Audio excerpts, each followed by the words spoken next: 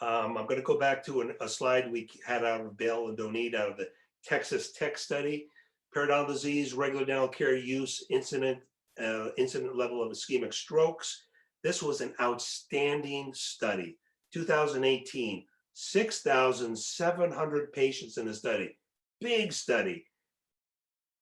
Average age 62. Study went for 15 years. 90% of the patients remained in the study. That's what makes it so strong. And all the patients were evaluated for periodontal disease. They were evaluated by medical doctors. They had 7 categories for perio. What do we have, 4 or 5? Or some now, sometimes maybe our subcategories will increase that.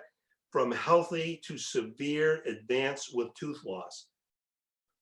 Healthy patients had strokes that were accounted for in the final impact and assessment.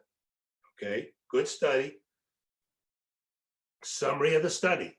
The higher level of periodontal disease, the greater incidence of strokes. Regular dental care reduced stroke incidence. Well, we hope it would. Moderate to severe periodontal disease peaked at a 60% increase in stroke incidence with a confidence interval of 95%. That's real, okay? That's the world we live in.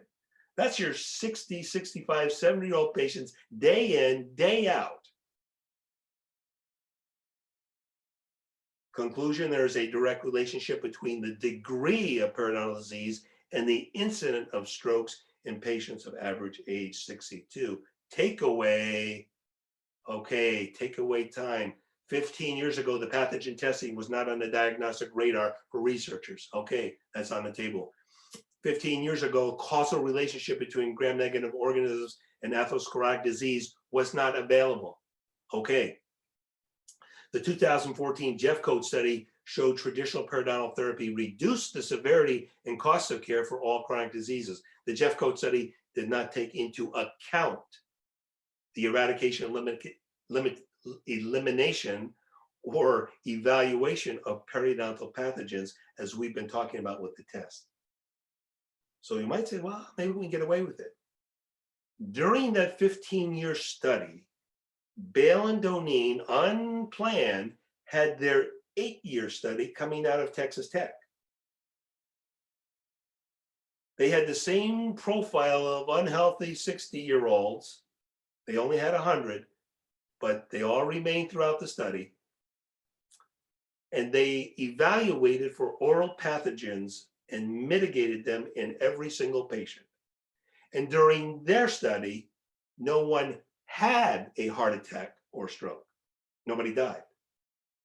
During the 15-year study, in the healthy patients, people had heart attacks, people had strokes and died.